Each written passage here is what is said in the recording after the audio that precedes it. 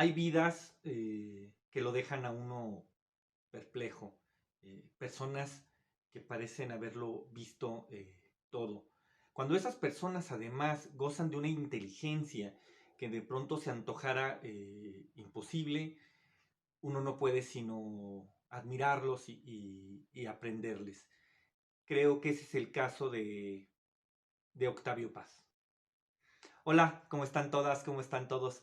Bienvenidos nuevamente. Mi nombre es Jonathan Frías y hoy hablamos de Octavio Paz, Iconografía, un libro maravilloso de Rafael Vargas. Es un libro, de fotografías, es un libro que contiene más de 300 fotografías que va a ir disponiendo en un orden cronológico que nos va a permitir ver de alguna manera la vida de Octavio Paz. A mí me gusta mucho el nombre que le pusieron a un documental que se hizo sobre Stanley Kubrick, Alive in Pictures.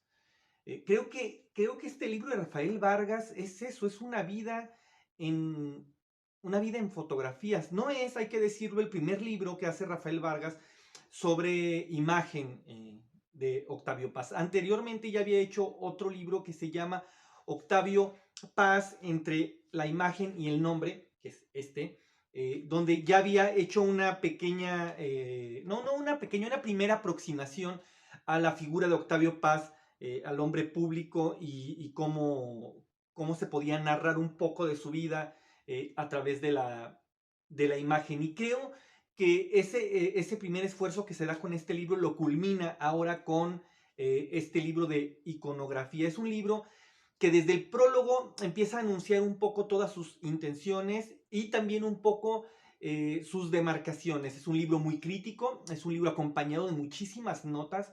A mí me encanta que cada foto viene con un pie de página sumamente claro, es decir, sabemos quién tomó las fotos, dónde las tomaron, qué estaban haciendo. Hay una clara ordenación, cronológica de la vida de Octavio Paz desde los abuelos maternos y paternos, y eso es bien interesante, porque quizá la rama paterna de la vida de Octavio Paz está muy bien documentada, lo sabemos casi todo de ese lado. Sabemos muy bien las historias de su abuelo, Ireneo Paz, sus gestas heroicas, un hombre que peleó al lado de Díaz, era un hombre liberal, creador de periódicos, un hombre crítico, un hombre de una ética impecable. También sabemos de su padre, Octavio Paz, que el abogado defendió las causas de los indios que demandaban la usurpación de sus tierras, fue el abogado de Emiliano Zapata, y el mantel olía a pólvora. Entonces, esa rama que está más o menos bien conocida, están ahí las fotografías, pero también están los de la rama materna, los de esa rama española, andaluza, que también es muy interesante. También están las fotos del niño Octavio Paz, de los primos que nombra y que enumera en poemas como Pasado en Claro, por ejemplo. Ahí están esos primos, están los primeros pasos de la adolescencia, y a partir más o menos de la edad adulta nos va a retratar a un Octavio Paz, ya el hombre público. Entonces, a partir de los 50 más o menos, cuando Octavio Paz ya publica tanto El laberinto de la soledad como Libertad bajo palabra. Entonces, a partir de ahí, digo, además de su calidad pública como escritor, él ya está en París, ya está en la embajada de París, y entonces la vida que él empieza a hacer fomenta que sea un hombre que despierta interés fotográfico. Entonces, a partir de ahí, digamos que se dispara el libro. Si los primeros años y hasta la adolescencia son suficientes fotos, no quiero decir que son muchas, pero tampoco son pocas, son suficientes.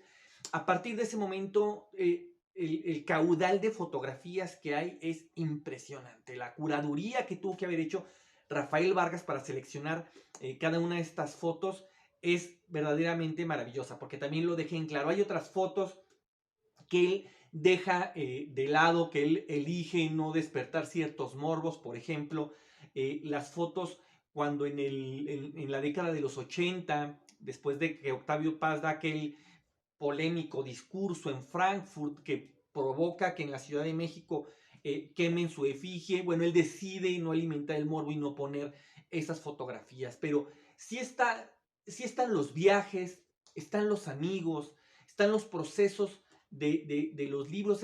Esto es bien interesante porque, por ejemplo, a mí, mientras estaba revisando todo el libro, de pronto aparecían algunas fotos que me contextualizaban muy bien algunos textos. Por ejemplo, hay unas fotos en Tokio.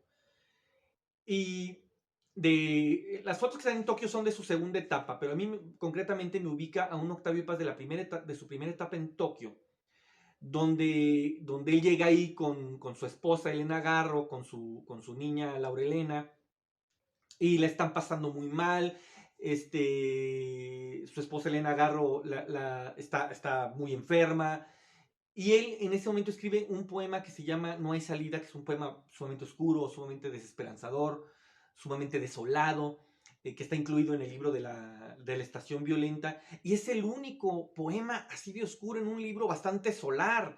Quizá El Cántaro Roto también es un poema que tiene alguna crítica eh, notablemente profunda sobre la desigualdad en México.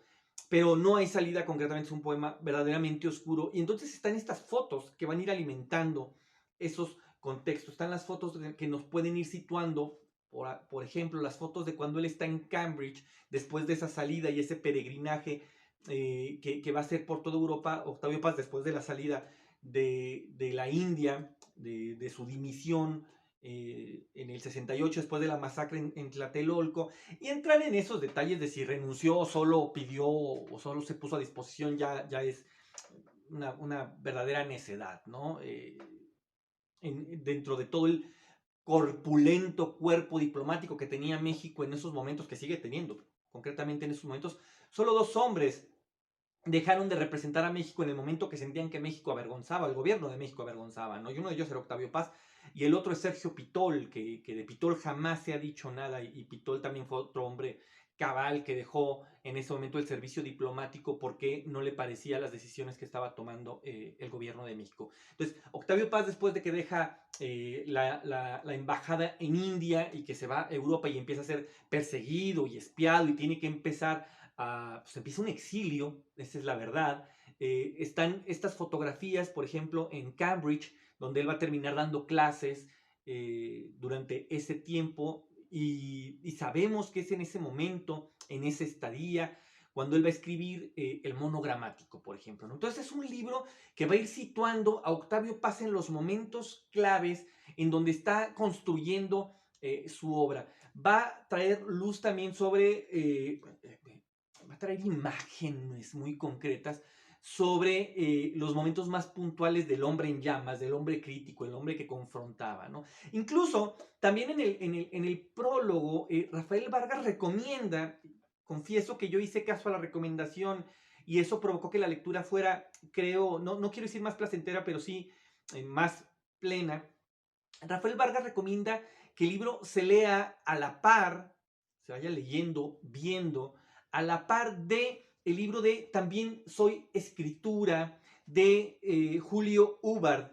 Que este es un libro, es una especie de autobiografía no intencionada de Octavio Paz, que él siempre fue bastante renuente a hablar de su vida privada, no tenía problemas con hablar de su vida pública, de su carácter de crítico, de su carácter de poeta, de su carácter de ensayista, pero sobre su vida privada era bastante receloso. Sin embargo, de tanto en tanto, en una entrevista soltaba algún detalle, en alguna otra entrevista soltaba algún otro detalle, en algún poema soltaba alguna parte específica. Y entonces Julio Hubbard lo que hace es, hace una pesquisa maravillosa, ese rompecabezas, le da orden y termina haciendo eso, una autobiografía no voluntaria de Octavio Paz. Entonces leer tanto También soy escritura como iconografía de maneras paralelas da una riqueza y cierta luz y cierta conciencia plena de quién fue Octavio Paz en el siglo XX, no solo para México, sino para el mundo. No podemos dejar de lado la gente con la que discutió Octavio Paz, ¿no? Fue un tipo que no solo se sentó a la mesa con los grandes poetas de su época, que no es poco y no son pocos años, son 6 décadas de poesía, sino que además discutió con filósofos, discutió con políticos, discutió con figuras de la televisión, es decir, fue un hombre que eso, era un hombre en llamas, que era un apasionado de la palabra escrita y dicha, y en ese sentido era un hombre que nunca rehuía a una conversación, que asumo que nunca rehuía a un whisky ahí en la mesa. Nada, una gran lectura, este libro de Rafael Vargas que acaba de salir, es una novedad. Aquí a mi ciudad llegó apenas hace unas semanas y apenas lo vi, me hice de él y la verdad es que quedo maravillado. Además, eso, con la calidad de la maquila que hace el Fondo de Cultura Económica, es un tremendo trabajo editorial lo que lograron. Hasta aquí llegamos, me callo. Ahora les toca a ustedes, ya saben, si les gustó este video, un like está bien chido, si lo comparten está aún más porque contribuyen a que este canal siga creciendo. Si no están suscritos, ya saben, acuérdense ahí en el botón de la campanita, denle con todo. Y nada, yo soy Jonathan Frías y nos vemos la siguiente semana con un nuevo libro. Dense.